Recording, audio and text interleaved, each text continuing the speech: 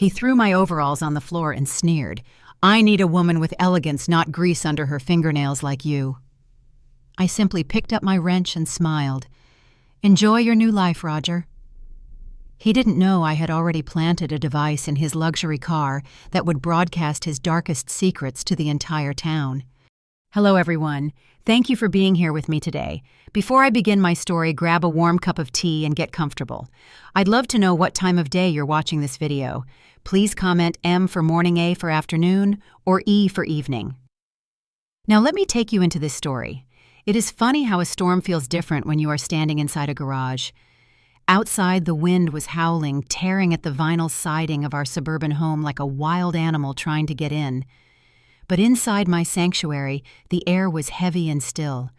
It smelled of motor oil, old rubber, the sharp tang of degreaser, and the metallic scent of cold iron. To most people, that smell is offensive. To me, Brenda Blakely, it is the smell of survival. It is the smell of the legacy my father left me. I took a sip of my coffee, which had gone cold an hour ago. It tasted bitter and chalky, but I swallowed it anyway because I needed the caffeine to keep my hands from shaking. I looked down at my phone again. The screen was the only source of light in the dim workshop, casting a ghostly blue glow over my calloused fingers. There it was, the little blue dot. It was blinking, pulsing, mocking me. My husband Roger had told me he was at a client dinner. He had stood in front of the hallway mirror just 3 hours ago, adjusting his silk tie, checking his teeth, and spraying an excessive amount of expensive cologne. He told me it was a high-stakes negotiation for a commercial real estate deal that would finally put us in the big leagues. He said, "Brenda, this is it. The deal of the century. Don't wait up." He had kissed my cheek, grimaced slightly at the smudge of grease on my collar, and driven off in his gleaming silver Porsche 911. But the blue dot on my screen told a different story. The GPS tracker application showed his car had not moved from the parking garage of Sapphire Heights for 4 hours.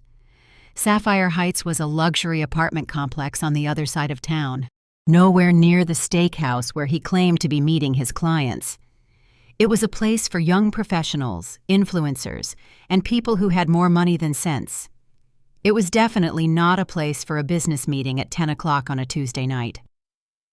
I am 55 years old, and my hands are permanently stained with the ghost of engine oil.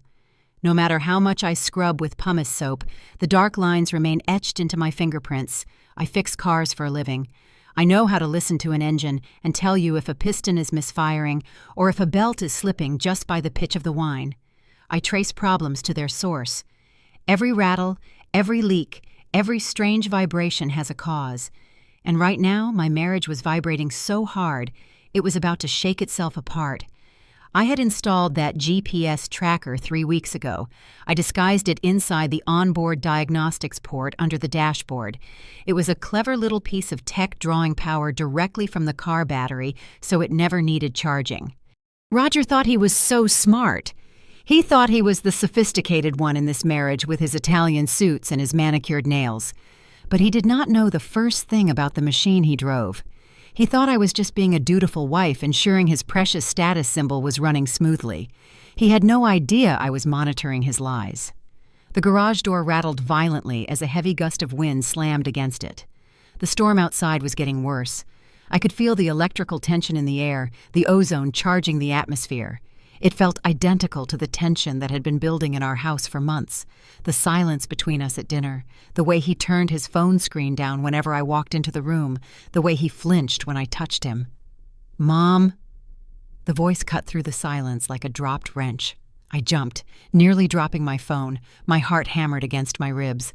I quickly locked the screen and slid it into the deep pocket of my coveralls. I turned around to see my 17-year-old daughter Holly standing in the doorway that connected the garage to the kitchen.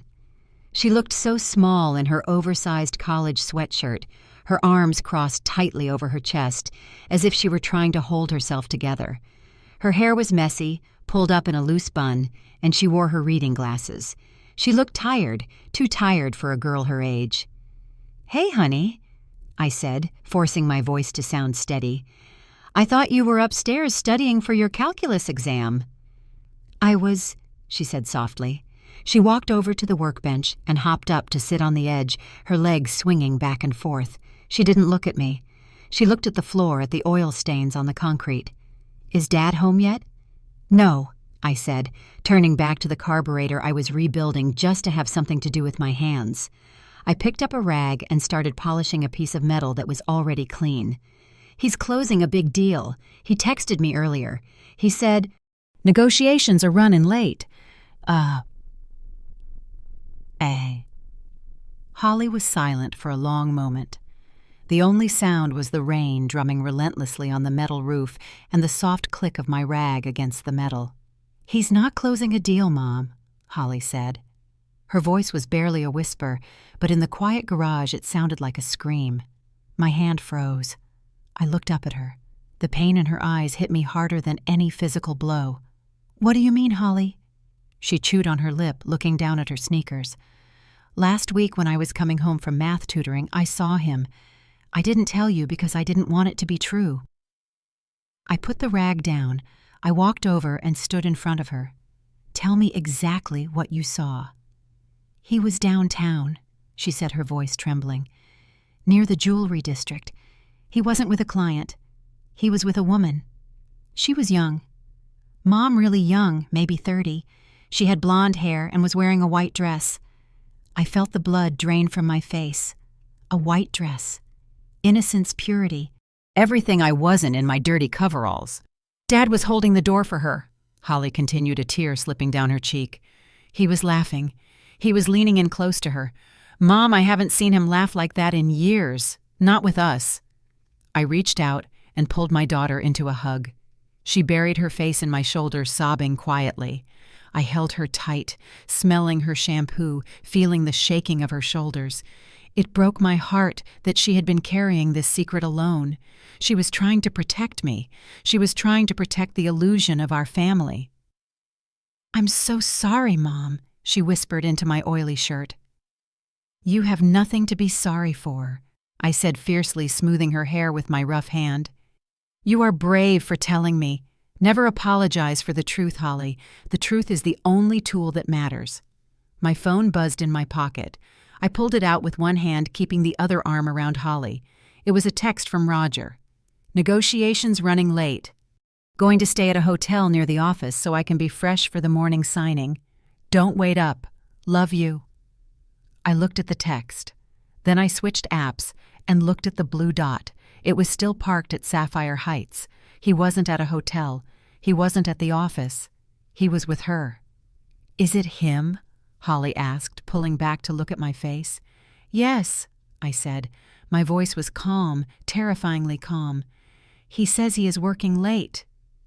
"What are you going to do?" Holly asked. She looked scared, not of me, but for me.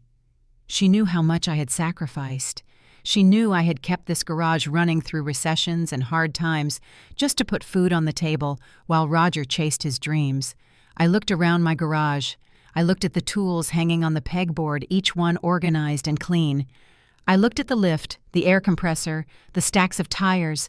This was my domain. In here, if something was broken, I fixed it. If something was useless, I threw it out. I am going to do what I do best. Holly, I said, a cold, hard smile touching my lips. I am going to diagnose the problem, and then I am going to fix it. To understand why Roger's betrayal cut so deeper than just the infidelity, you have to understand where I came from, and more importantly, where he desperately wanted to go. I inherited Blakely's auto repair from my father. I grew up in this shop. While other little girls were playing with Barbie dolls and having tea parties, I was learning the difference between a socket wrench and a torque wrench.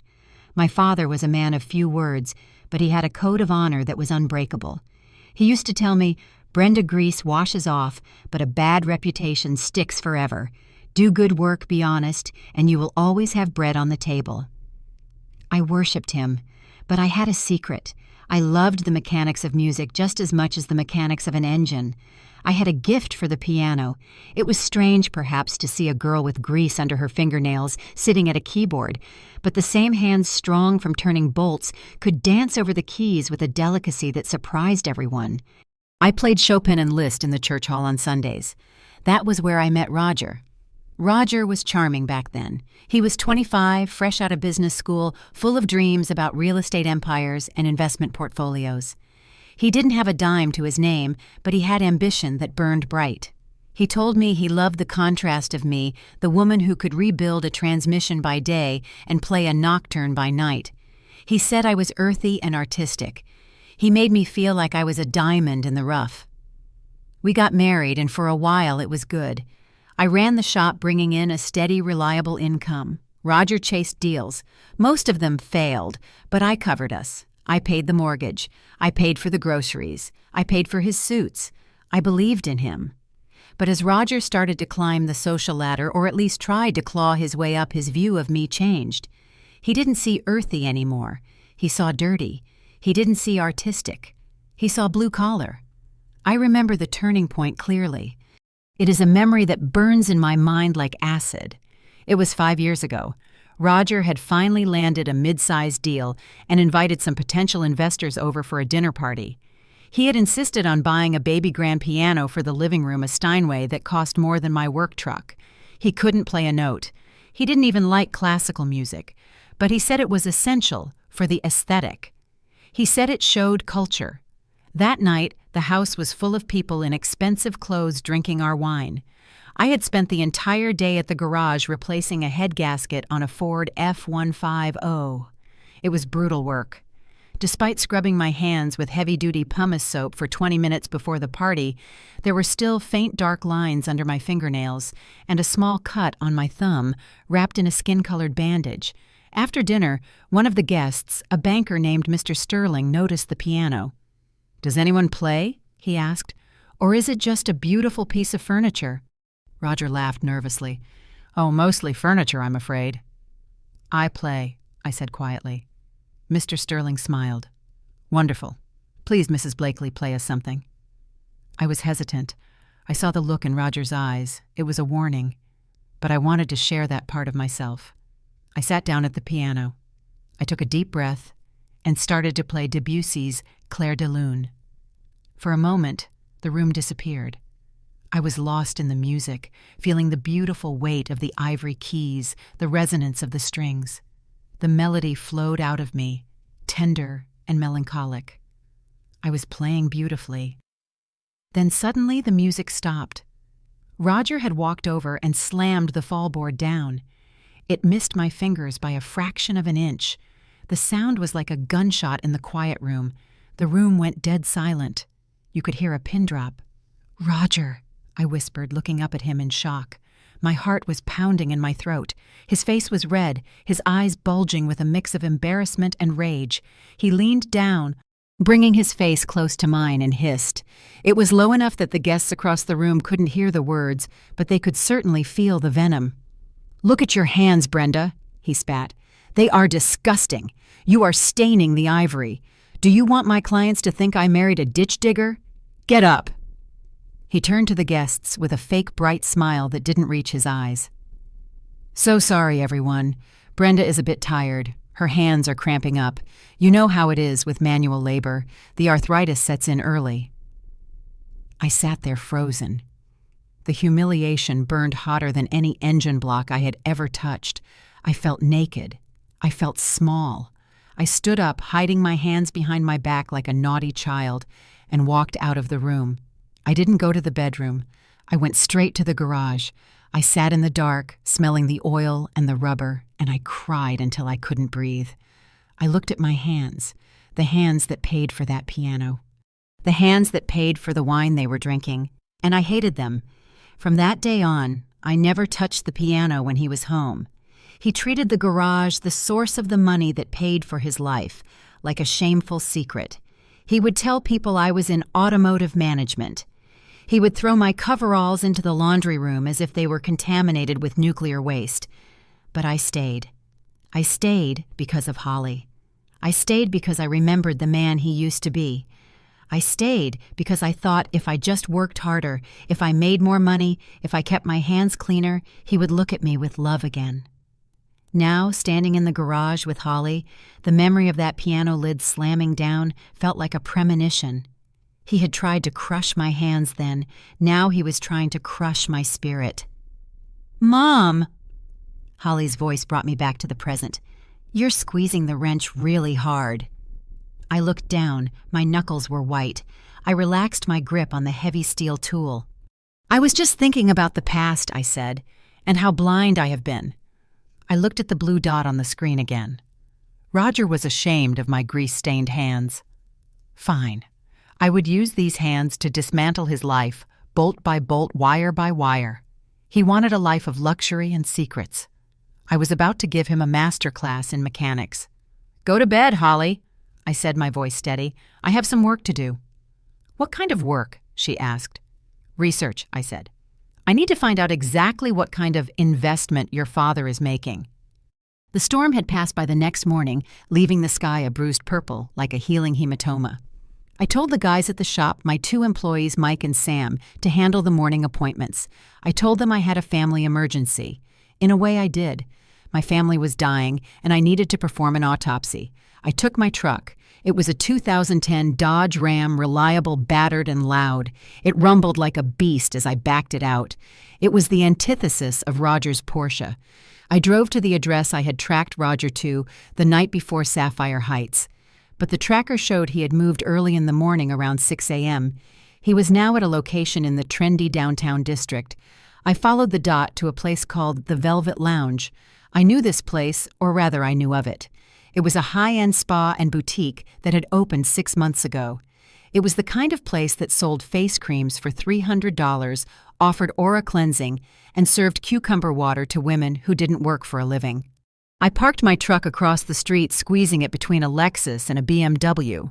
I felt invisible in my flannel shirt and jeans, sitting high up in the cab. I pulled my baseball cap down low and watched the front door. 20 minutes later, the glass door opened. Roger walked out. Seeing him was a physical blow. He was wearing the same suit from yesterday, but it looked rumpled. His tie was gone and his top button was undone. He looked relaxed, smug. Walking next to him was the woman Holly had described. She was stunning, I had to admit, in a manufactured, high-maintenance sort of way. Blonde hair that fell in perfect waves, skin that looked like it had never seen a day of hard work, and a white dress that fit her like a second skin. She laughed at something Roger said, throwing her head back, exposing her long, elegant neck. And there it was, glinting in the morning sun. Around her neck was a diamond pendant, a teardrop diamond. My breath hitched in my throat. The air in the truck cab suddenly felt too thin. 2 months ago, for our 25th anniversary, I had pointed out a necklace just like that in a catalog. I hadn't asked for much over the years. I bought my own clothes, my own tools, but I had wanted something symbolic. I had told Roger, gosh, it would be nice to have something special just to mark the quarter century. He had sighed, looking at me with that patronizing expression he had perfected. "Brenda, be realistic. The market is down. My capital is tied up in long-term yields.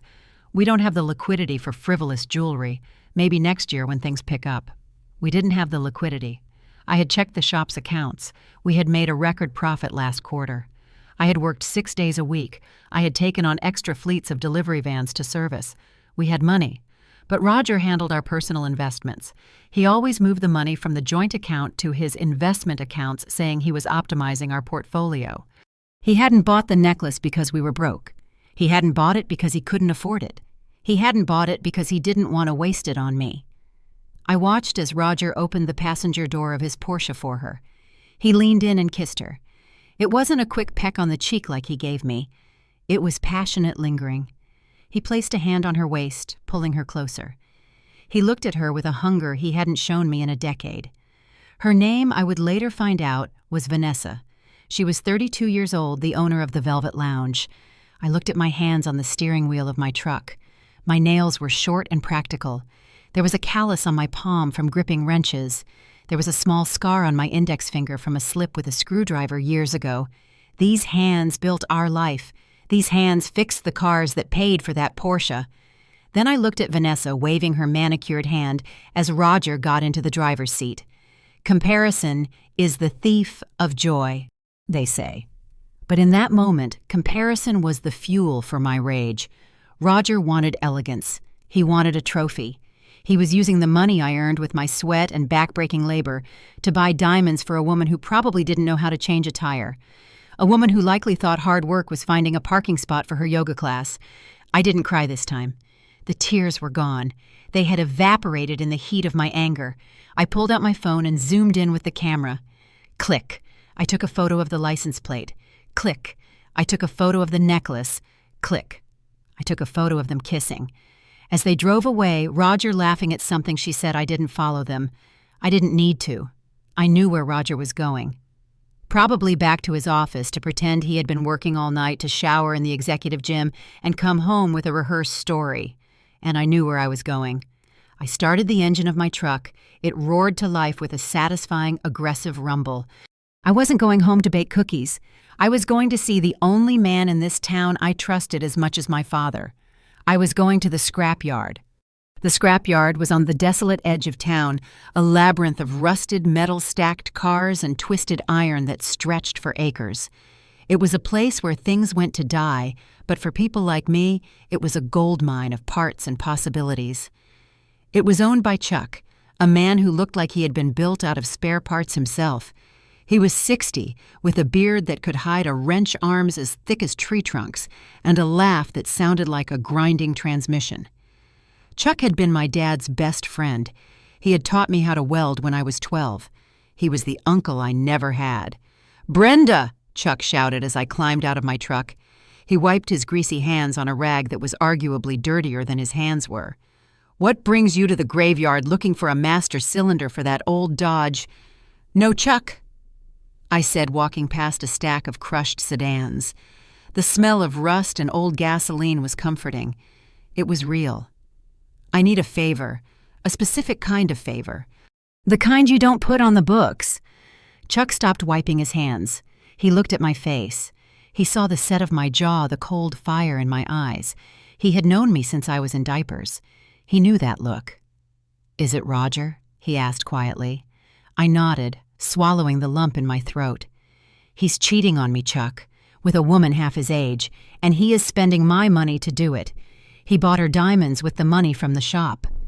Chuck spat on the ground, a glob of tobacco hitting the dirt. "I never liked that peacock. Always walking around like he owned the place, looking down his nose at us.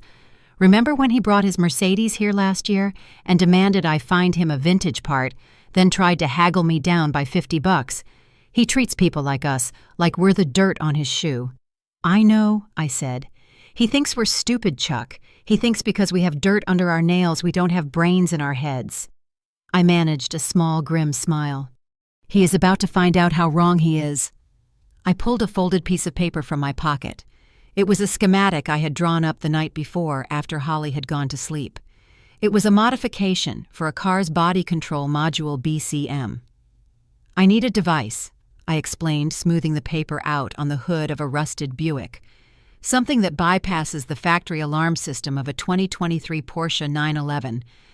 I want to be able to control the horn, the windows, the wipers, and the audio system remotely, but it needs to be untraceable. If he takes it to the dealership, I want their diagnostics to show nothing but clean code." Chuck leaned over the drawing, squinting. He traced the lines with a thick, scarred finger. "You want to tap into the CAN bus system, bypass the gateway module." He looked up at me, a gleam of appreciation in his eyes. "This is nasty work, Brenda. You want to haunt his car." "I want to make his life a living hell," I corrected. "He loves that car more than he loves me. It is his status symbol. It is how he impresses his new girlfriend. I want to turn it into a nightmare. I want him to be driving down Main Street looking like a fool." "I can build the hardware," Chuck said, scratching his beard. "I have some logic boards from a totaled Tesla that came in last week and some military-grade transceivers I salvaged." "Range needs to cover the whole town," I said, "or at least be accessible via cellular network. I want to be able to trigger it from my kitchen." "Cellular it is," Chuck nodded. "I'll weld a SIM card slot into the board. You can trigger it from an app. How loud do you want the horn output?" "Loud enough to wake the dead," I said. "And I want to be able to route audio through the speakers, not just music. I want to be able to broadcast files, specific files." Chuck looked at me for a long moment. Then he grinned. It was a terrifying grin, exposing teeth stained with coffee and tobacco. "You are your father's daughter, all right. Give me 2 days. I'll make it small enough to fit inside the door panel or behind the dashboard. He will never find it." "Thanks, Chuck," I said. "Put it on my tab." "On the house," Chuck said. "For your dad, and because I really want to see that peacock lose his feathers." "One question," Chuck said as I turned to leave. "Does he know who he is messing with?" "No," I said, opening the door of my truck. "He thinks I am just a dirty mechanic. He forgot that mechanics are the ones who hold the power to make things go or make them stop. He forgot that we built the machine he is riding in." I drove away from the scrapyard feeling lighter than I had in months. The plan was in motion, but I needed more ammunition. I needed to know exactly how deep the financial hole was. While Chuck was soldering circuit boards and writing code, I went to war on the paper front. I waited until the next night. Roger was downstairs watching sports, screaming at the TV, pretending everything was normal. I went into the home office. Roger was possessive of this room. He called it his command center. He always told me, "Brenda, don't worry your pretty little head about the finances. You earn it. I manage it. That is the division of labor. You are the labor. I am the management." I sat at his computer. It was password protected, of course. I tried his birthday. Incorrect. I tried our anniversary. Incorrect. I tried Holly's birthday. Incorrect. Then, with a sickening feeling in my stomach, I typed in Vanessa. Incorrect. I tried Velvet Lounge. Access granted. My stomach dropped. He used his mistress's business name as the password to our family finances. It was such a casual cruelty. I logged into our joint bank accounts. The numbers on the screen made the room spin. The savings account, which had over $150,000 in it 2 years ago, money I had saved for retirement for expanding the shop for emergencies, was down to $12,000. My hand flew to my mouth to stifle a gasp. $12,000. Where did it go? I scrolled through the transaction history. It was a roadmap of betrayal. Withdrawal $5,000 consulting fees. Transfer $8,000 VL Enterprises. Payment $2,500 Luxury Leasing Corporation. VL Enterprises. Vanessa's Lounge. He wasn't investing. He was funding her. He was paying her rent, her staff salaries, probably buying those ridiculous crystals she sold. He was acting like a venture capitalist, but the only return on investment he was getting was in her bed. But then I found the smoking gun. The thing that turned this from heartbreak into a crime scene. I found an email in his deleted items folder. It was from a predatory lending bank. Subject loan application status. Urgent. I opened the attachment. It was a loan application for a second mortgage on our house and a business line of credit secured against my garage. $500,000. The application was approved pending signature. But when I scrolled down to the bottom of the PDF, my heart stopped beating for a full second. There, on the signature line for co-applicant, was my name, Brenda Blakely. It was a good forgery. He must have traced it from an old tax return. But I knew my own hand. The loop on the B was slightly off. I hadn't signed this. I had never seen this document. He was going to leverage the garage, my father's legacy, the only thing that actually produced value in this family, the place that employed Mike and Sam and fed their families, to pour money into a hole for his mistress. I felt a wave of nausea so strong I had to put my head between my knees. This wasn't just adultery. This was financial homicide. If Vanessa's business failed, and looking at her business model of selling overpriced candles and vibes, it surely would. The bank would take the garage. They would take my home. I would be left with nothing. I would be on the street with Holly. My phone buzzed. I had cloned Roger's phone to my iPad earlier that evening while he was in the shower. It was a risky move, illegal perhaps, but I was past caring about the law. I needed to know everything. A text thread between Roger and Vanessa popped up on the screen. "Vanessa baby the landlord is asking for the rent again, and I need to order more inventory for the VIP launch party. Did the loan come through? You promised me. Roger." "Almost, babe. The bank is processing it. The old ball and chain is clueless. I'll have the cash by Friday. Just be patient. Once I secure this, we can start pushing her to sell the garage entirely. It's sitting on prime commercial land. We could get $1 million for the lot alone. We could retire to Cabo. Vanessa. Ugh, hurry up. I hate that you have to go home to her and smell that grease. You belong with me. You belong in luxury. Roger. I know. She's disgusting. I had to throw away a shirt last week because she touched me after work. But don't worry, her grime is paying for your diamonds. Soon we'll cut her loose. Once the loan clears, I'm filing for divorce. I'll take half the assets and leave her the debt. I stared at the screen, the words blurring through my tears. Her grime is paying for your diamonds. She's disgusting. Leave her the debt. He didn't just want to leave me. He wanted to destroy me. He wanted to suck me dry and discard the husk. I took a screenshot of the texts. I printed the forged loan documents. I saved everything to an external hard drive. Then I walked out to the garage and hid the hard drive inside a hollowed-out car battery shell on the bottom shelf. He wanted to sell the garage. He wanted to cut me loose. I looked at the framed photo of my father on the workbench. He looked tough, uncompromising, a man who built things to last. Don't worry, Dad, I whispered to the photo. He isn't taking the shop, and he isn't taking me down. He just declared war on the wrong woman.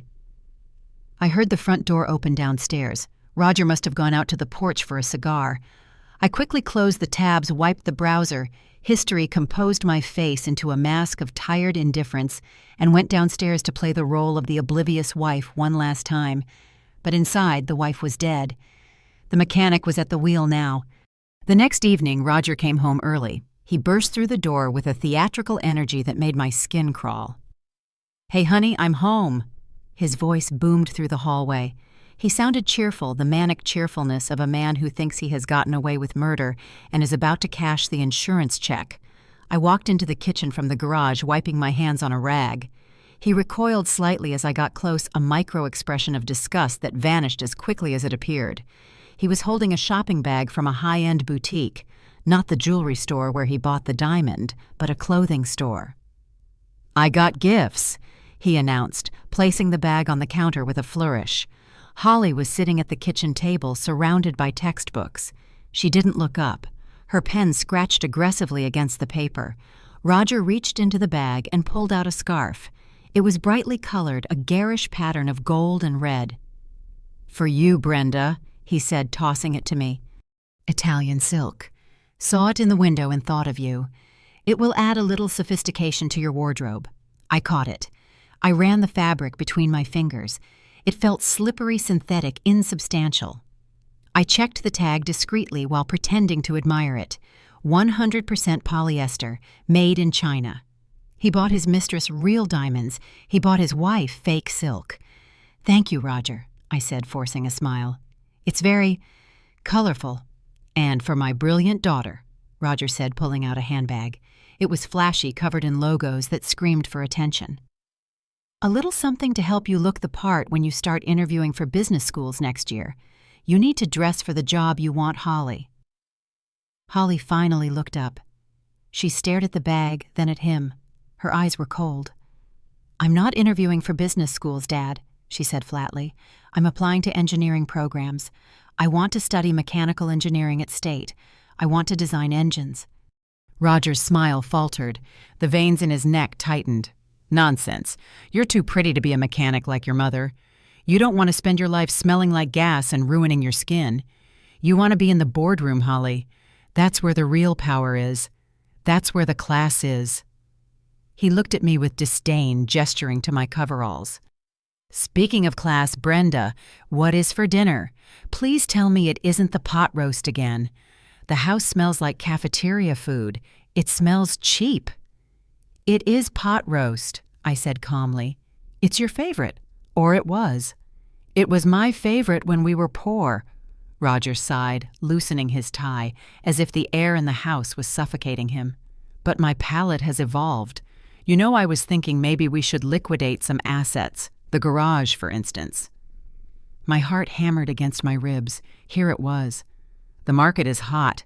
He continued, pouring himself a glass of wine without offering me any. If we sell the land, we could get a fortune. We could invest in something cleaner, something more fitting for our status, like a franchise or maybe invest in a wellness center. A wellness center, Vanessa's lounge. He wanted to sell my father's legacy to build a palace for his mistress. Holly slammed her textbook shut. The sound echoed like a gunshot in the kitchen. "You are not selling the garage," Holly said, her voice shaking with anger. She stood up, glaring at him. "That is Grandpa's shop. It is Mom's life. It pays for this house. It pays for your car. It is an eyesore." Roger snapped his mask, slipping completely. His face turned an ugly shade of red. "It is a dirty, greasy anchor dragging us down.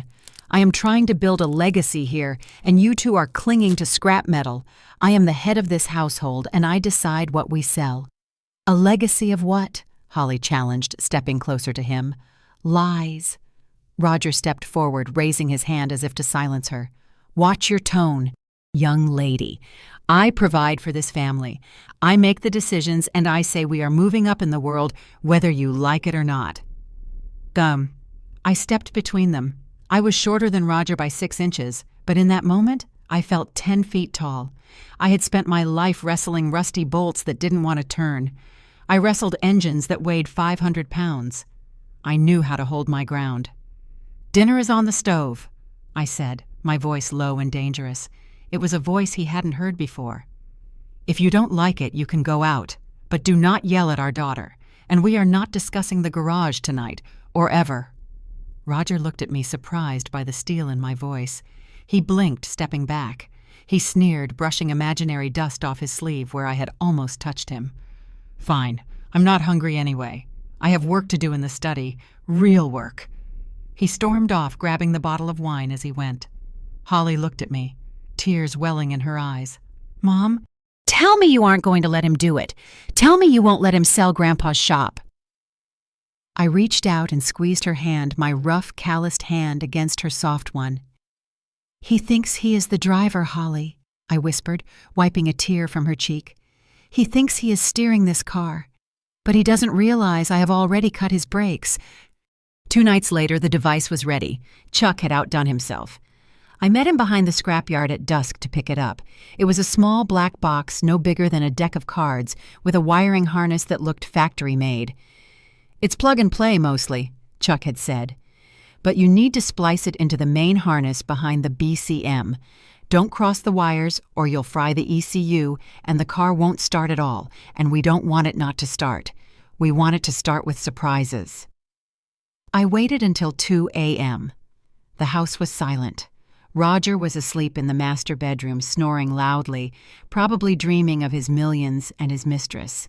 I slipped out of bed, careful not to make the mattress creak. I dressed in my dark coveralls, my ninja suit, Holly called it, and grabbed my specialized tool bag. The garage was cold. The Porsche 911 sat there in the shadows, sleek and arrogant, like a beast waiting to be tamed. I didn't turn on the main lights. I used a headlamp with a red filter so the light wouldn't spill under the door and wake Roger. I popped the lock on the driver's side door, using a slim jim, a skill my father taught me, for when customers locked their keys inside. The lock clicked open with a satisfying sound. I slid into the driver's seat. The smell of the expensive leather interior made me sick. It was mixed with the lingering scent of Roger's cologne and faintly a perfume that wasn't mine. Lavender and vanilla. Vanessa. She had been in this car. She had sat right here. I pushed the anger down. I needed steady hands. I removed the panel under the dashboard. It was tight work. I had to contort my body into the footwell lying on my back, with my legs sticking out the door. I located the body control module. I stripped the insulation off the KN bus wires with surgical precision. My hands, usually so rough, moved with delicate grace. I spliced in Chuck's device. Red to power, black to ground. Twisted pair to the data lines. Snap. A plastic clip broke. I froze. The sound was loud in the quiet garage. I held my breath, listening. Above me, floorboards creaked. Roger was awake. I heard heavy footsteps walking down the hallway. Then the sound of the door to the kitchen opening. He was coming downstairs, maybe for water. Maybe to check on the car. I scrambled to shove the wires back into the dashboard. I couldn't leave them hanging. I taped them down frantically. The door from the kitchen to the garage opened. "Hello?" Roger's voice was groggy. "Is someone there?" I was jammed in the footwell. If he turned on the light, he would see my legs sticking out of his car. I pulled my legs in, curling into a ball on the floor of the driver's seat, pulling the dark floor mat over my boots. The garage light flickered on. I stopped breathing. Through the gap in the steering wheel, I saw Roger standing in the doorway in his silk pajamas. He looked around, squinting against the harsh light. "Damn rats," he muttered. "Probably another rat. Place is a dump." He walked over to the fridge in the corner of the garage where he kept his imported beer. He grabbed a bottle, opened it, and took a long swig. He leaned against the workbench, my workbench, and sighed. "Soon," he whispered to the empty room. "Soon I'll be out of this hellhole." He finished the beer, burped, and turned off the light. The door closed. The footsteps retreated upstairs. I let out a breath that I felt I had been holding for 10 minutes. My heart was pounding so hard I thought it would trigger the car's alarm sensors. I finished the job in the dark. I soldered the connections so they wouldn't vibrate loose. I wrapped them in factory-grade electrical tape so it looked untouched. It looked seamless. Even a dealer mechanic would have to look twice to notice the modification. I secured the black box behind a cluster of relays deep in the dashboard where no one would ever look. I pulled up my phone and opened the app Chuck had coded. It was simple: a big red button that said Panic and a menu for audio upload. I tapped the Test button. A tiny LED on the black box blinked green once. Connection established. I smiled in the dark. I reassembled the dashboard panel, wiped down every surface I had touched with alcohol wipes to remove any fingerprints or grease, and locked the car. As I climbed back into bed next to my cheating husband, listening to the rhythm of his breathing, I felt a surge of power. He wanted to take me for a ride. Fine. I was about to hijack the steering wheel. The next morning was a Saturday, a beautiful, sunny Saturday, the kind of day Roger lived for. He usually spent Saturdays golfing his transparent cover for spending the day with Vanessa. He was dressed in his pristine white polo shirt, plaid pants, and white golf shoes. He looked every inch the country club gentleman he pretended to be. "Don't wait up, Brenda," he called out as he grabbed his keys from the bowl. He checked his reflection in the mirror, smoothing his hair. "Big tournament today, charity event. Going to be a long day." "Good luck," I said, sipping my coffee at the kitchen island. "I hope you hit a hole in one." "Yeah, sure," he muttered, not even looking at me. He walked out to the garage. I watched from the kitchen window. Holly stood next to me, holding her breath, her hand gripping my arm. "Is it active?" she whispered. "It is online," I said, my thumb hovering over my phone screen. Roger backed the Porsche out of the driveway. He looked so confident, so arrogant behind the wheel of that machine. He revved the engine unnecessarily just to annoy the neighbors. As he reached the end of the street where the neighborhood traffic was busiest waiting to turn onto the main avenue, I pulled up the app. "Ready?" I asked Holly. "Do it, Mom." She grinned. "Light 'em up." I pressed the button labeled Alarm Mode 1 Chaos. Down the street we heard it. The Porsche's horn didn't just honk. It began to blare, but not a steady honk. Chuck had programmed it to be erratic. 3 long blasts, 2 short, then a sustained wail that sounded like a dying train. Honk, honk, honk. Beep, beep. Wah! We saw the brake lights flare red. Roger had stopped dead in the middle of the intersection. Then the windows. Through the app, I rolled them down, then up, then down again rapidly. Whump, thud, whump, thud. We couldn't see Roger's face from here, but I could imagine it. He was probably mashing buttons, screaming at the dashboard, trying to figure out why his $160,000 car was having a seizure. I tapped another button. Wipers. The windshield wipers began to slap back and forth at maximum speed. Swish, swish, swish. Then the pièce de résistance. I hit the fluid button. The washer fluid nozzles sprayed jets of blue liquid onto the windshield. But because the windows were rolling down at that exact moment, the spray caught the wind and curved inside the car. Roger was soaking wet. His pristine white polo shirt was speckled with blue chemicals. Our neighbor, Mrs. Gable, who lived across the street and loved gossip more than oxygen, came out to her porch. She was pointing. Mr. Henderson, walking his golden retriever, stopped and stared.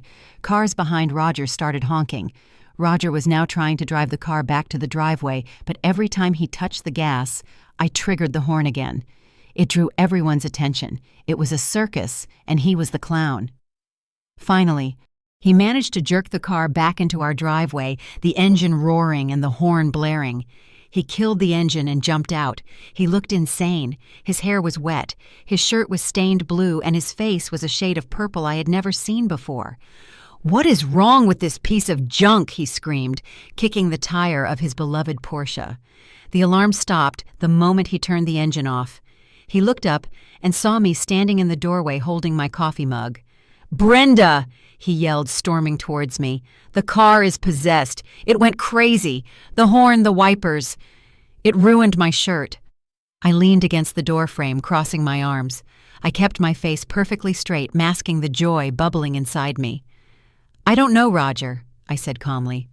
"German engineering is very complex. It might be a software issue. Those sensors are very delicate." "Fix it," he demanded, wiping blue fluid from his forehead. "You're the mechanic. Get your tools and fix it. I have a tea time in 30 minutes. I took a slow sip of my coffee. I said, checking my nails. "But it is Saturday and I am off duty. Plus, you know what you said? You don't want me touching your car. You said my hands were too dirty." "Don't be stupid," he snapped. "I didn't mean it. Just fix the damn car." "I can't," I lied smoothly. "If it is a software glitch in the BCM, I don't have the dealer codes. You'll have to take it to the dealership on Monday. Until then, I guess you'll have to take an Uber to your tournament." He stared at me, his mouth opening and closing like a fish. He was furious, but he was stuck. He couldn't drive a car that honked every 5 seconds. "This is unbelievable," he muttered, stomping past me into the house to change his shirt. "Useless. Everything in this house is useless." I watched him go. Then I looked at the car. This was just the opening act. He thought a broken alarm and a wet shirt were bad. He had no idea what was coming next. He had no idea what I was going to play through those speakers when the time was right. I walked back into the kitchen where Holly was waiting a silent high five ready. "Round 1 to the mechanic," I whispered. Roger spent the rest of the weekend sulking. He refused to take an Uber to his golf tournament, claiming it was beneath his dignity to arrive in a Toyota Camry when he was supposed to be a titan of industry. Instead, he sat on the couch drinking scotch and glaring at the garage door as if the car itself had personally insulted him. By Sunday evening, his desperation outweighed his pride. He walked into the kitchen where I was prepping invoices for the week. "Brenda," he said, his voice tight, "I need the car for Monday. I have a meeting with Mr. Smith, the venture capitalist from New York. I cannot pick him up in your truck. It smells like wet dog and diesel." "It smells like hard work," I corrected him without looking up. "But I understand. You need the Porsche." "Can you look at it?" he asked. It wasn't a request. It was a demand wrapped in a whine. "Please. I don't have time to deal with the dealership's waiting list. Just reset the computer or whatever you do." I put down my pen. I looked at him. This was the moment. "I can take a look," I said slowly. "But Roger, you know the rule. If I fix it, you don't complain about how I do it, and you don't complain if I get a little smudge on the leather. Just fix the damn thing," he snapped. I waited until he went to bed. Then I went to work. I brought my laptop out to the garage and plugged it into the device I had installed. I cleared the chaos mode log so the car would behave normally for a while. I wanted him to feel safe. I wanted him to think the glitch was gone. False security is a dangerous thing. But I wasn't just resetting the system. I was upgrading it. Chuck had given me a second component, a high-fidelity microphone no bigger than a button. I removed the overhead console, the one that housed the map lights and the sunroof controls. It was the perfect acoustic spot. It would pick up everything said in the front seats with crystal clarity. I wired the microphone into the telematics unit, splicing it into the hands-free calling system. But instead of routing the audio to a phone call, I routed it to the black box deep in the dashboard, which would stream it directly to my secure server. As I soldered the tiny wires, my hands were steady. I thought about the irony. Roger spent so much time curating his image, controlling the narrative lying to my face. Now his own car, his sanctuary, his status symbol was going to become a confessional booth. I finished the installation around 3 a.m. I sat in the driver's seat for a moment in the dark. I tested the mic. "Testing 1, 2, I whispered. My phone sitting on the passenger seat lit up with a notification, "New audio file detected." I played it back. My whisper sounded like I was standing right next to myself. Perfect. I wiped down the console. I cleaned the leather. I made the car look pristine. The next morning, I handed Roger the keys. "It should be fine," I said. I did a hard reset on the BCM and cleared the cache on the sensor array. It was a conflict with the rain sensing module. Roger snatched the keys. "About time. You know, if you kept your own truck in better condition, maybe you would understand modern electronics better." "Maybe," I said. "Drive safe, Roger." He didn't say goodbye. He just revved the engine and sped off. I didn't go to the shop that morning. I set up a command station in my kitchen. Laptop open, headphones on, coffee brewing. At 9 a.m., the first recording came in. Sound of car door opening, engine starting, Bluetooth connecting. Then a voice, not Roger's, a female voice. "Finally," Vanessa said. She must have been waiting around the corner. "I thought you were never coming. Did the old hag fix it?" "She did," Roger's voice replied. "She was up all night working on it. God, she looked terrible this morning. Bags under her eyes, hair a mess. It is embarrassing to look at her." "Well, you won't have to look at her much longer," Vanessa purred. "Did you bring the paperwork?" "It's in the briefcase," Roger said. "The loan documents. I just need to get the notary to stamp them. I have a guy who owes me a favor. He won't ask why Brenda isn't there to sign in person." My blood ran cold. He was going to push the fraudulent loan through today. "And what about Mr. Smith?" Vanessa asked. "I'm picking him up at the airport at noon," Roger said. "He is the key, Vanessa. Once he signs the investment check for the expansion project, aka our retirement fund, we funnel the money through your spa, declare bankruptcy on the real estate LLC, and vanish. We leave Brenda with the debt and the foreclosure." "I love it when you talk dirty," Vanessa giggled. "What about the garage? Can we sell it before you leave?" "I'm working on it." Roger laughed. "I told her the market is crashing. She's simple. She believes whatever I tell her about money. I'll get her power of attorney. Sell the land to that developer and add another $1 million to our pot." I took off the headphones. My hands were shaking not from fear, but from a rage so pure it felt like white heat. He called me simple. He called me a hag. He was planning to bankrupt me, steal my father's legacy, and run off with a woman who laughed at my pain. I looked at the laptop screen. I had the recording. I had the confession. But I wasn't going to stop him yet. Not now. I needed him to pick up Mr. Smith. I needed him to be at the absolute height of his arrogance before I pulled the rug out. I saved the audio file. I named it the_confession.mp3. Then I opened the control app for the car. I navigated to the audio injection menu. I uploaded the file. "You want to talk dirty, Roger?" I whispered to the empty kitchen. "Let's see how Mr. Smith likes your conversation." Listening to your husband plan your destruction is a unique kind of torture. It is not like finding a lipstick stain on a collar or smelling perfume on a shirt. Those are clues. This was an autopsy of a marriage performed while the patient was still alive. I sat there for hours cataloging the files. The microphone picked up everything. It picked up the rustle of clothing. It picked up the wet smacking sounds of them kissing at red lights. It picked up things no wife should ever have to hear. But I forced myself to listen. I needed every scrap of evidence. I needed to harden my heart until it was as tough as the cast iron of an engine block. One recording time-stamped 10:15 a.m. broke me down and built me back up in the span of 5 minutes. Vanessa. "This car smells like stale fast food. Or is that just your wife's scent lingering?" Roger. It's the industrial cleaner she uses. She reeks of it. Even when she showers, I swear it seeps out of her pores. It is disgusting. I stopped sleeping in the same bed with her 3 months ago. I told her I had back problems, but the truth is, I just couldn't stand the smell of a working-class woman. Yoma pa. Vanessa. You poor baby. You deserve silk and lavender. You deserve a woman who knows how to keep her hands soft. Roger. Exactly. Look at your hands, Vanessa. Perfect. Brenda's hands. They are like sandpaper. She tried to touch my face the other day and I almost flinched. It is like being touched by a man. A laborer. I looked at my hands resting on the granite countertop. They were clean, but they were worn. There were scars. There were calluses. But these hands had held Roger when his mother died. These hands had built the crib for Holly.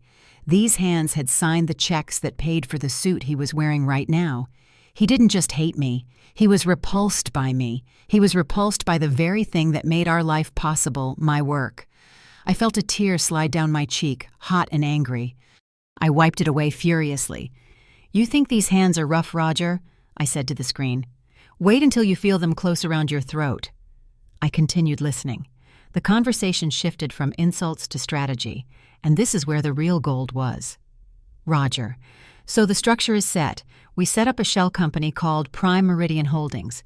Mr. Smith thinks he is investing in a portfolio of commercial warehouses. I show him the fake prospectuses I printed up. He wires the funds. $2 million is the buy-in to Prime Meridian. Vanessa. And Prime Meridian is owned by Roger. By a trust in the Cayman Islands. But the trustee is you, my love, under your maiden name. Once the money hits, we wire it out to 3 different offshore accounts. Then Prime Meridian declares insolvency due to unforeseen market volatility. The money is gone. Mr. Smith writes it off as a bad loss, and we are drinking margaritas in Cabo. Vanessa. And Brenda, Roger. Like I said, the loan against the garage is in her name. The mortgage is in both our names, but I'll transfer my half of the liability to her in the divorce settlement in exchange for custody of Holly, which I don't actually want, by the way. Holly is as stubborn and useless as her mother. She can rot in that garage with Brenda. I hit pause. My hand was shaking so hard the mouse rattled against the table. He didn't want Holly. He called our brilliant, kind, ambitious daughter useless. That was it. The last shred of hesitation vanished. The last tiny piece of me that remembered the 25-year-old Roger who loved my piano playing, it died right there. I wasn't just going to ruin his reputation. I wasn't just going to stop the loan. I was going to send him to federal prison for a very, very long time. I opened a new browser window. I searched for Federal Bureau of Investigation Financial Crimes Division. But first, I had a party to attend. Tonight was the gala, the annual Chamber of Commerce Gala. Roger had insisted we go, claiming it was crucial for appearances, crucial for closing Mr. Smith. He wanted the picture-perfect family. He wanted the beautiful wife standing silently by his side while he played the big shot. I stood up and walked to the hallway mirror. I looked at myself. I saw a tired woman in a flannel shirt. No, I whispered. I went upstairs to my closet. I pushed aside the sensible clothes. Way in the back, in a garment bag I hadn't opened in years, was a dress. It was black velvet, vintage, elegant. I had bought it for a concert I never played. I showered. I scrubbed my skin until it was raw, removing every trace of the garage. I did my hair. I put on makeup, a skill I hadn't used in ages, but the muscle memory was there. I put on the dress. It still fit. It hugged my curves, reminding me that underneath the mechanic's coveralls, I was still a woman. I looked at my hands. I couldn't scrub away the calluses, so I put on a pair of long, black satin gloves. They covered my working-class hands. They made me look dangerous. I was ready for the gala. I was ready to play my part. But tonight the script was going to change. Before the gala, I had one stop to make. I needed legal armor. I drove my truck, which Roger hated, to the office of Mr. Henderson. He wasn't just our neighbor with the golden retriever. He was a retired forensic accountant who used to work for the IRS. I had called him an hour ago, frantic. "Arthur, I need you. I have evidence of a crime, a big one." When I walked into his study, laying the printed emails, the forged loan documents, and the USB drive with the audio files on his mahogany desk, his jovial face turned grim. Arthur put on his spectacles and read through the documents. He listened to a snippet of the audio where Roger discussed the Prime Meridian Shell Company. After 20 minutes of silence, Arthur took off his glasses and rubbed the bridge of his nose. "Brenda," he said, his voice grave. "This isn't just a divorce case. This is a RICO case, racketeer-influenced and corrupt organizations." "He calls it a business deal," I said. "It is a Ponzi scheme wrapped in wire fraud," Arthur corrected. "He is soliciting investment funds for non-existent assets, laundering the money through a shell company, Vanessa's Spa, and planning to flee. And by forging your signature on the loan documents, he has made you a victim of identity theft, but also potentially a suspect if you don't report this immediately." "He plans to leave me with the debt," I said. "He plans to leave you with prison time if the feds come looking for the money and find your name on the loans," Arthur said. "Brenda, you need to file a police report now. Today." "No," I said. "Not yet. If I file a report now, they might arrest him before tonight. And if they arrest him now, Mr. Smith keeps his money. Sure, but Roger might plea bargain. He might hide the assets he has already stolen. I want him caught in the act. I want him caught with the dirty money in his hands." "That is dangerous," Arthur warned. "You are playing chicken with the FBI." "I have a plan," I said. "Tonight he is driving Mr. Smith. He is going to brag about the deal. I have the car rigged. I can record his confession to Mr. Smith, and I can broadcast the truth to Mr. Smith before the check clears." Arthur looked at me with new respect. "You rigged his car?" "I'm a mechanic, Arthur." I smiled coldly. "I know how things work, and I know how to break them." Arthur sighed, then opened his drawer and pulled out a business card. "I have a contact at the FBI field office, Special Agent Miller. I will call him. I will tell him we have a cooperating witness. You. We will frame this as you gathering evidence for the state. But Brenda, be careful. Men like Roger, when they are cornered, they don't fight fair." "Neither do I said. "Not anymore." I left Arthur's office with a sense of purpose. I wasn't just a scorned wife. I was an informant. I was the blade of the guillotine waiting to drop. I checked the GPS app. Roger was at the airport picking up Mr. Smith. The audio feed showed they were making small talk. Roger was using his charm voice, smooth and deep. "Roger, Mr. Smith, welcome. The weather is fantastic. I have the paperwork all ready for our dinner tonight. You are going to love the portfolio." Mr. Smith: "I'm looking forward to it, Roger. $2 million is a lot of capital, but your projections look solid." They were heading to the hotel to drop off Mr. Smith's bags. Then they would come to the house to pick me up for the gala. I went home. I paced the living room. The house felt alien to me now. Every piece of furniture, every painting, it all felt like a prop in Roger's stage play. At 5 p.m., the Porsche pulled into the driveway. Roger walked in adjusting his cufflinks. He stopped dead when he saw me. I was standing at the bottom of the stairs in the black velvet dress and the satin gloves. My hair was swept up. I wore diamond earrings, fake ones, but they sparkled enough. "Brenda," he stammered, You look appropriate." "I thought I should dress for a woman of my status," I said. He blinked, thrown off balance. He was expecting the mechanic. He was expecting the defeated wife. "Yes." He recovered quickly, checking his watch. "Good. At least you won't embarrass me. Now remember the rules. Smile, nod. Don't talk about the garage. Don't talk about cars. If Mr. Smith asks what you do, you say you are involved in local philanthropy." "Local philanthropy," I repeated. "Got it." "And for God's sake, keep your gloves on," he muttered as he turned to the door. "We don't want him seeing those hands." I looked at my gloved hands. Under the satin, my fists were clenched tight enough to crush coal into diamonds. "Shall we go?"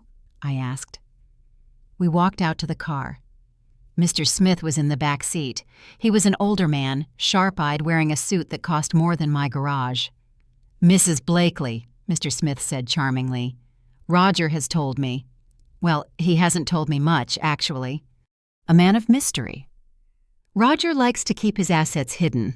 I said, sliding into the passenger seat. I looked at Roger. But everything comes to light eventually. Roger started the car. The engine purred. "To the gala," Roger said, brimming with confidence. Little did he know he was driving a mobile recording studio, and I was the producer of his downfall. The gala was held at the Grand Riverside Hotel. Chandeliers dripped crystal tears from the ceiling, and the air smelled of expensive perfume and ambition. It was a room full of sharks in tuxedos and piranhas in evening gowns. Roger navigated the room like a politician. He held my elbow with a grip that looked affectionate but felt like a vice. He steered me away from anyone who looked important, parking me near the buffet table, while he took Mr. Smith to meet the key players, most of whom were likely part of his delusion or unknowingly part of the scam. I stood by the shrimp cocktail watching. I felt invisible. To these people, I was just Roger's wife, an accessory. Then I saw her. Vanessa walked in. She wasn't wearing white tonight. She was wearing red, a blood-red gown with a slit up to her thigh. She walked with the confidence of a predator. She made a beeline for Roger and Mr. Smith.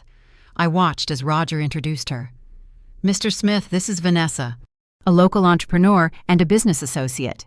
Vanessa smiled, extending her hand. The diamond pendant I had seen earlier was resting in the hollow of her throat. My diamond. "Charmed, Mr. Smith," she purred. "Roger has told me so much about your vision." Mr. Smith looked enchanted. Roger looked triumphant. I stood there sipping sparkling water, feeling the cold rage settle in my stomach like a stone. They were doing it right in front of me. They were flaunting their affair, their theft, their conspiracy right in the middle of the town's high society. Roger glanced over at me. He caught my eye. He gave me a look that said, "Stay there. Don't ruin this." Then he turned his back on me. I pulled out my phone. I checked the app. The connection to the car was stable. The audio file, the _confession.mp3, was queued up. But I needed to wait. The gala wasn't the place. The acoustics were too bad, and Roger could just claim it was a prank. I needed them alone. I needed Mr. Smith trapped in the car with the truth. The night dragged on. I watched Roger ignore me for 3 hours. I watched him touch the small of Vanessa's back when he thought no one was looking. I watched him laugh at Mr. Smith's bad jokes. Finally, around 10 p.m., the event began to wind down. Roger came over to me, smelling of scotch and victory. "We're leaving," he said. "Mr. Smith wants to go over the final contract details. I'm going to drive him to his hotel. You can take a taxi home." I looked at him. "You're leaving me here in a ball gown." "Mr. Smith and I need privacy," Roger hissed. "This is business, Brenda. You wouldn't understand. Just call a cab or walk. The fresh air might do you good."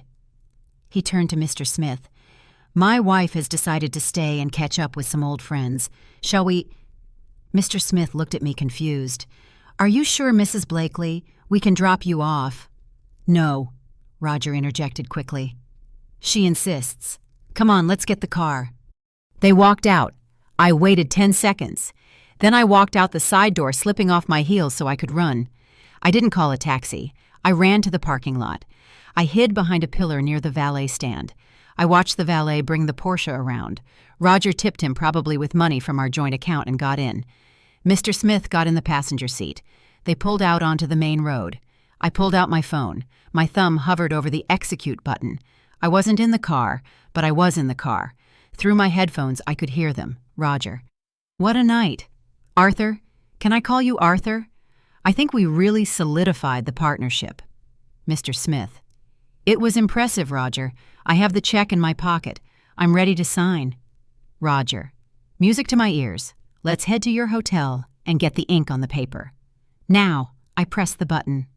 The Porsche was cruising down Main Street.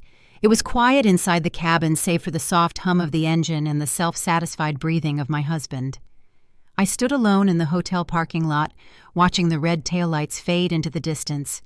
But in my ears, via the live stream, I was right there with them. I tapped play file the _confession.mp3 and set the volume to override max. Inside the car, the peaceful silence shattered. Suddenly, through the Bose surround sound speakers, Vanessa's voice boomed out crystal clear and deafeningly loud. Vanessa recording, "And what about Mr. Smith?" Roger's voice on the live feed gasped, "What the hell?" Then the recording of Roger's voice blasted through the speakers, answering Vanessa. Roger recording, "I'm picking him up at the airport at noon. He is the key, Vanessa. Once he signs the investment check for the expansion project, aka our retirement fund, we funnel the money through your spa, declare bankruptcy on the real estate LLC, and vanish." In the car, panic erupted. Roger Liv, No, what is this? Stop." I heard the frantic clicking of buttons as he tried to turn off the stereo, but the system was locked out. The volume wouldn't go down. It only got louder. Vanessa recording, "We leave Brenda with the debt and the foreclosure." Roger recording, "Exactly. She's simple. She believes whatever I tell her. I'll get her power of attorney, sell the land. She reeks of grease. It is disgusting. I stopped sleeping in the same bed with her." Mr. Smith, Liv. Roger. Is that you?" Roger Liv. "It's a glitch. It's AI. Someone hacked the car. It's a deep fake. Arthur, don't listen to this." Roger recording.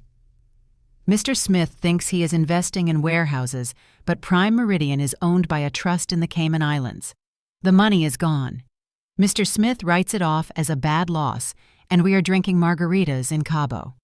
The recording looped. "Mr. Smith writes it off as a bad loss. The money is gone. We leave Brenda with the debt." Mr. Smith, Liv.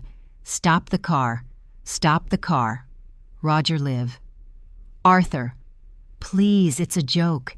It's a prank by my competitors." Mr. Smith, Liv. "That is your voice, Roger. And that is the woman from the party. You are stealing from me. Pull over, or I will grab the wheel." I heard the screech of tires. Roger must have slammed on the brakes. I imagined the scene, the luxury car filled with the sounds of their own treachery. Roger sweating, terrified, his lies stripped away by the very technology he dismissed. Mr. Smith, Liv. "Open the door, unlock the doors." Roger Liv. "Arthur, let me explain." Mr. Smith, Liv. "If you don't unlock this door, I will call the police right now. Actually, I'm calling them anyway." Sound of door unlocking. Sound of Mr. Smith scrambling out. Mr. Smith faintly from outside. "You are a crook." "Blakely, you stay away from me. I'm calling the district attorney." Inside the car, there was heavy, panicked breathing. Roger was alone. Roger Liv whispering to himself, "What just happened? How? Brenda did this." He grabbed his phone. I heard him dialing. My phone in my hand rang. It was him. I didn't answer. I just smiled. But I wasn't done. He was sitting on the side of the road, probably hyperventilating. I decided to send him a little message. I used the text-to-speech function in the app. I typed, "Enjoy the music, darling." A robotic female voice spoke through the car speakers. "Enjoy the music, darling." Then I started the recording again. "She reeks of grease. She's simple. She's disgusting." Roger screamed, a primal scream of frustration and terror, sound of fists hitting the steering wheel. He tried to start the car to drive away, but I hit the kill switch button. The engine died, the electronics stayed on, the audio kept playing. He was trapped in a metal box with the evidence of his own sins on repeat. I stood there in the cool night air, clutching my phone. My heart was racing, pounding a rhythm of victory against my ribs. I had done it. I had exposed him to the one person who mattered most to his scam. The tension in my chest released, replaced by a flood of adrenaline.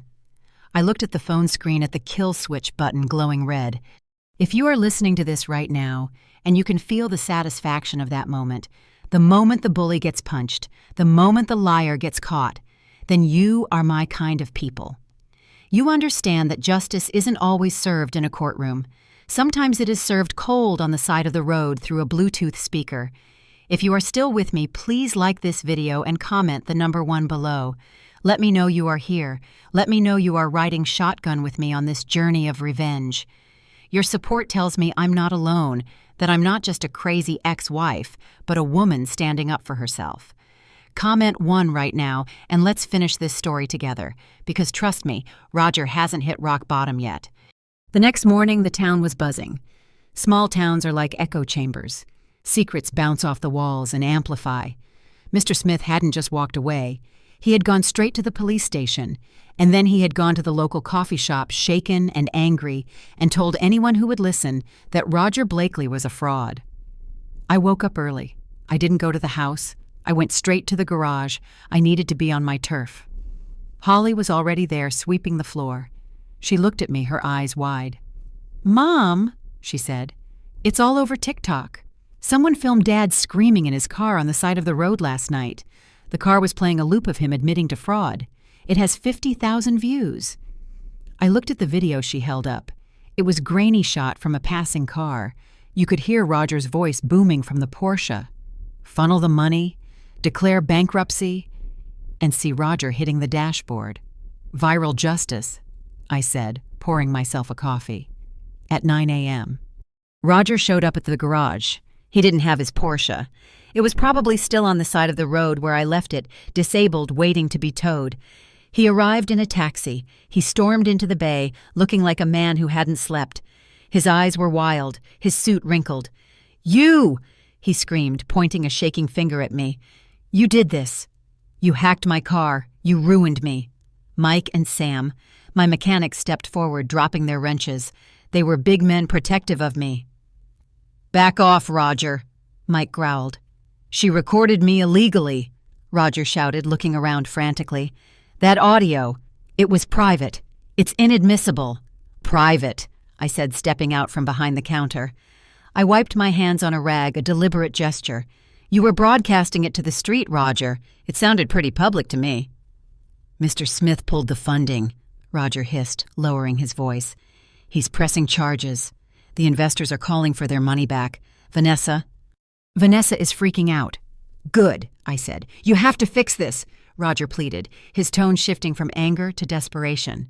"Tell them it was a deep fake. Tell them you made it up. If you don't, we lose everything. The house, the garage, everything. They'll seize the assets, Brenda." "They won't seize the garage," I said calmly. "Yes, they will. It's marital property." Just then, a truck pulled up. It was Mr. Henderson, my neighbor. And behind him, 2 other cars, locals, customers, people whose cars I had fixed for 20 years. "Everything okay here, Brenda?" Mr. Henderson asked, stepping out with his dog. "Roger was just leaving," I said. "You can't kick me out," Roger yelled. "I own this place." "Actually," I said, reaching into my desk drawer, "we need to talk about ownership." The crowd of locals gathered around the bay door. They stood silently, a wall of flannel and denim. They knew me. They knew Roger was the man who thought he was better than them. Roger looked at the crowd. He saw no sympathy. He saw judgment. "You're enjoying this," he whispered. "You vindictive witch." "I'm not enjoying it, Roger," I said, looking him in the eye. "I'm fixing it. I'm removing the faulty part." He retreated. He had no choice. He walked back to the taxi, the jeers of the mechanics following him, but I knew this wasn't over.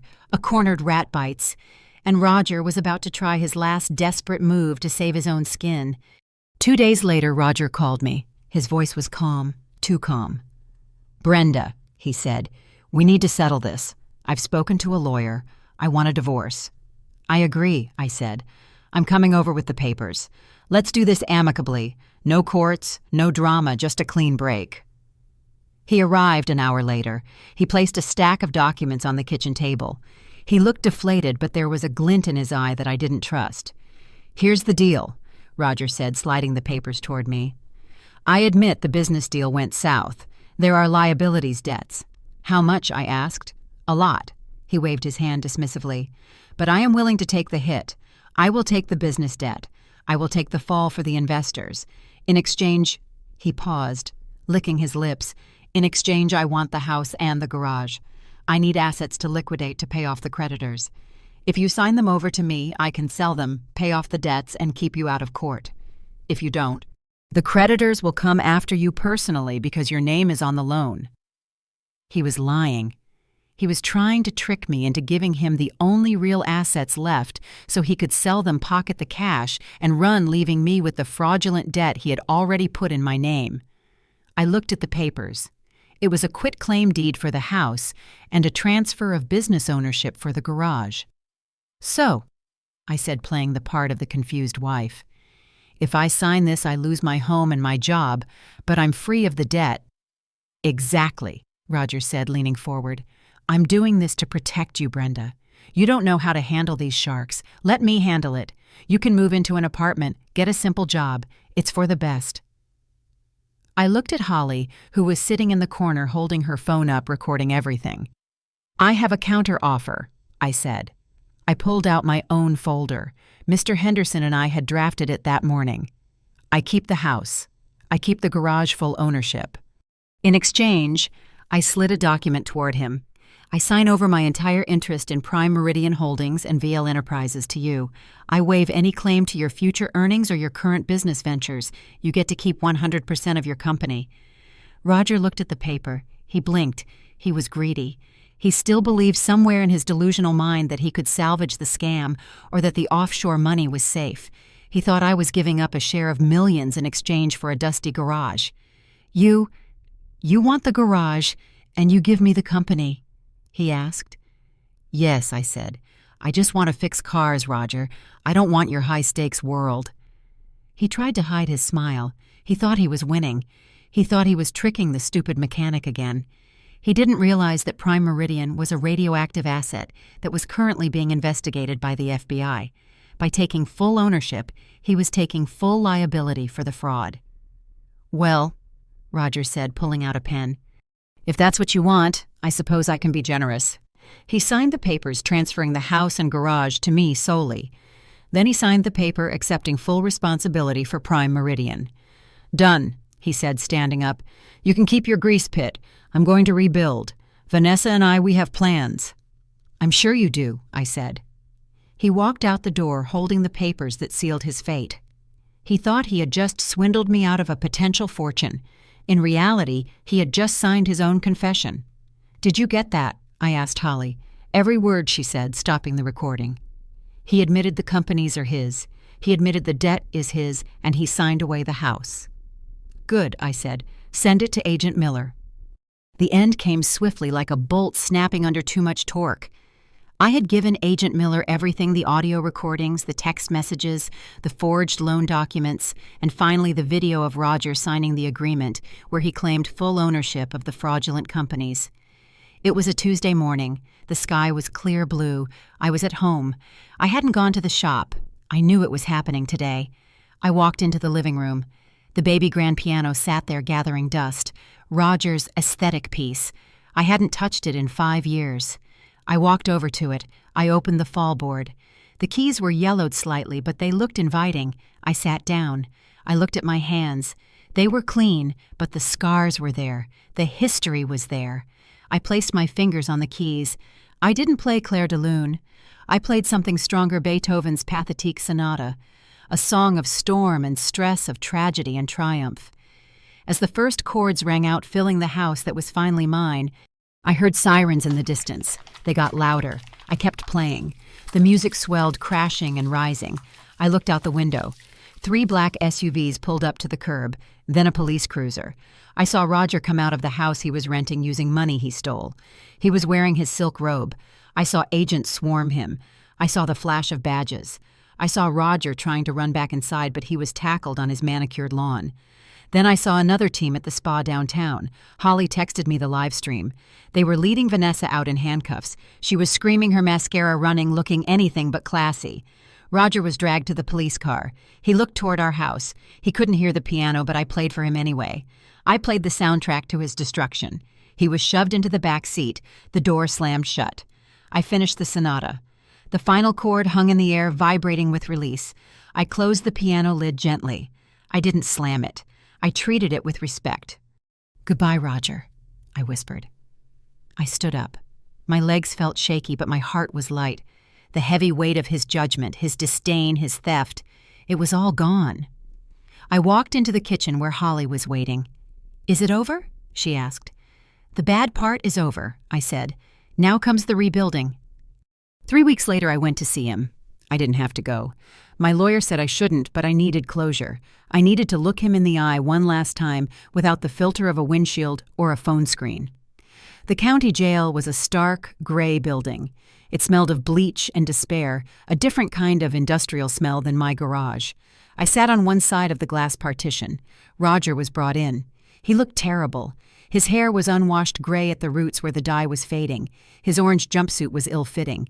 He looked 20 years older. He sat down and picked up the phone. "Brenda," he said. His voice cracked. "Brenda, thank God you came. You have to help me. It's a misunderstanding. The lawyer says if I can post bail. I need $50,000. You have to sell the garage. Please, I'll pay you back. I swear." I picked up the phone. "Hello, Roger," I said calmly. "Did you hear me?" he hissed, his eyes darting around. "Sell the shop. Get me out of here. I can fix this. I just need time." "I'm not selling the shop, Roger," I said. "The shop is doing great. We just hired a third mechanic. Business is booming. Everyone wants to bring their car to the woman who caught the Main Street swindler." He flinched.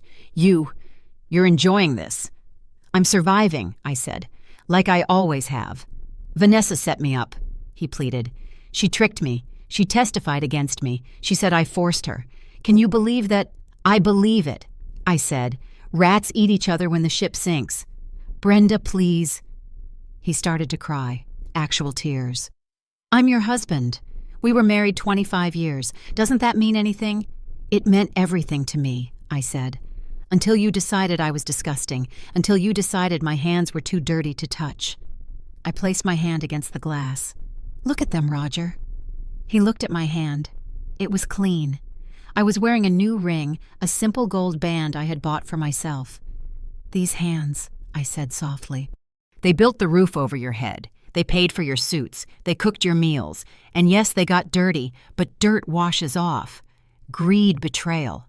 That stains your soul, Roger. That never comes off." "I'm sorry," he sobbed. "I was stupid. I was weak." "You were," I agreed. "And you underestimated me. You thought because I fixed cars I was broken, but I'm the one who knows how to put things back together, and I'm the one who knows how to take them apart." I leaned in closer to the glass. "I was the one who rigged the car, Roger. I was the one who recorded you. I was the one who sent the files to the FBI. Me, the dirty mechanic." His eyes went wide. The shock on his face was total. He stopped crying. He just stared at me as if he was seeing me for the first time. "You," he whispered. "You did this." "I fixed the problem," I said. I hung up the phone. I stood up and walked away. I heard him banging on the glass behind me, screaming my name, but I didn't look back. I walked out into the sunshine. The trial was the social event of the season, sadly. Roger and Vanessa were tried together. It was a spectacle.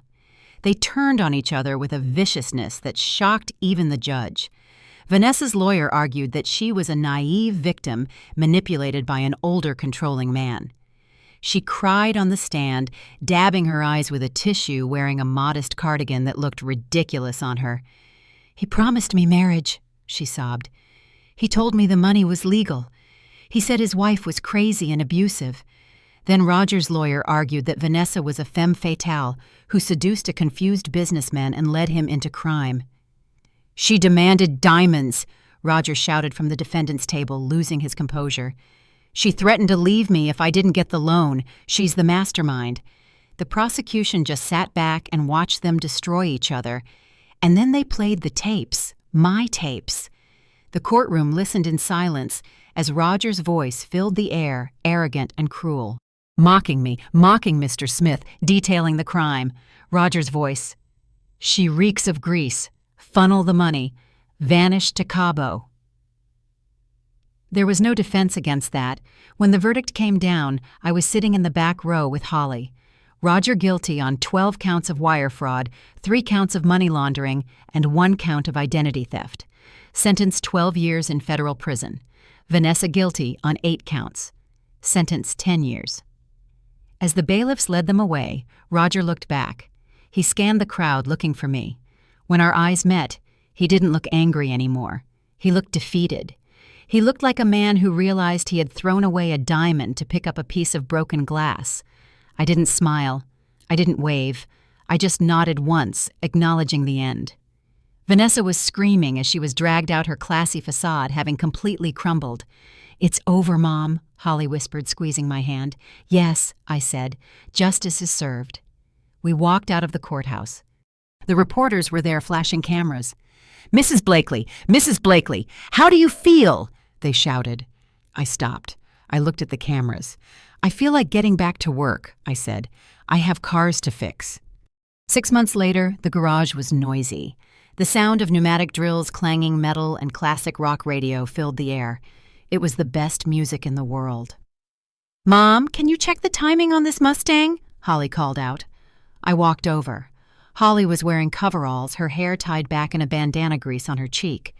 She looked beautiful. She had been accepted into the state engineering program on a full scholarship, but she was spending her summer working with me.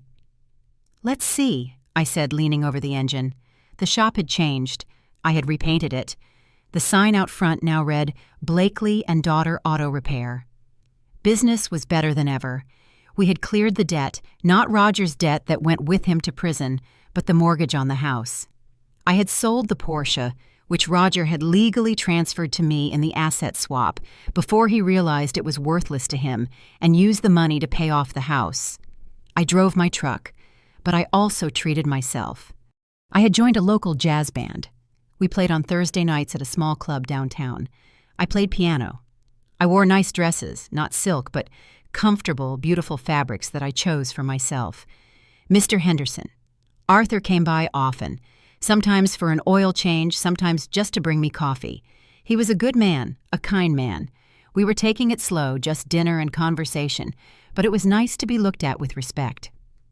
That evening, after we closed the shop, Holly and I sat on the tailgate of my truck watching the sunset. "Do you miss him?" Holly asked. I thought about it. "I miss who I thought he was," I said. "But I don't miss the man he became, and I certainly don't miss feeling small." "You're not small, Mom," Holly said. "You're the biggest person I know." I hugged her. "You know, I said he wanted to leave a legacy. He wanted to be a big shot." "He is," Holly laughed. "He's the biggest cautionary tale in the state." I laughed too. It felt good to laugh. "We built this," I said, looking at the garage with our hands, dirty, greasy, beautiful hands. "Yesterday a letter arrived from the penitentiary. It was from Roger." I sat by the fireplace in the living room, the same room where the piano stood now open and played daily. I looked at the envelope. His handwriting was shaky. I debated opening it. Curiosity is a mechanic's trait. We always want to know what's inside. I tore it open. "Dear Brenda, I have a lot of time to think in here. I think about the house. I think about Holly, but mostly I think about you. I was wrong about everything. You are the only real thing in my life, and I treated you like an accessory. I don't expect you to forgive me, but I wanted you to know. I miss the smell of the garage. It smells like home. Please, if you can spare a little money for my commissary account." I stopped reading. Of course. It always came back to money. He missed me, but he missed my wallet more. I stood up and walked to the fireplace. The flames were dancing warm and bright. I didn't feel anger anymore. I didn't feel sadness. I felt indifference. And indifference is the true opposite of love. I tossed the letter into the fire. I watched the paper curl and blacken. I watched his words turn to ash. "Goodbye, Roger," I said. I looked at my hands. I flexed my fingers. They were strong. They were capable. I sat down at the piano. I started to play a new song I had been working on. I called it Freedom. It was a jazzy, upbeat tune with a driving rhythm like a V8 engine on an open highway. I am Brenda Blakely. I am a mother. I am a mechanic. I am a pianist. And I am free. Don't ever let anyone tell you that you aren't enough. Don't let anyone make you feel dirty for working hard. And never ever let them slam the lid on your music. Because if they do well, you can always rig their car. And so as Brenda's story comes to a close, we are left with a powerful reminder of the strength that lies within us all. This is not just a tale of revenge or justice. It is a testament to resilient self-worth and the courage to reclaim your life when others try to diminish it. Brenda's journey teaches us that no matter how undervalued or underestimated we may feel, we hold the power to rise above betrayal and rebuild stronger than ever. At its heart, this story is about rediscovering one's identity and refusing to let anyone define your worth. Brenda's hands, once ridiculed, became symbols of her determination and skill. Her scars were not flaws. They were proof of her hard work and sacrifices. In life, we all face moments when others may try to silence our music or dim our light. But like Brenda, we must remember that our value is not determined by others' opinions, but by the strength of our character and the integrity of our actions. What about you? Have you ever faced a moment where you had to stand up for yourself, reclaim your power, or rediscover your worth? Share your thoughts below, or comment good if this story inspired you to embrace your inner strength. Let's celebrate the power of resilience together.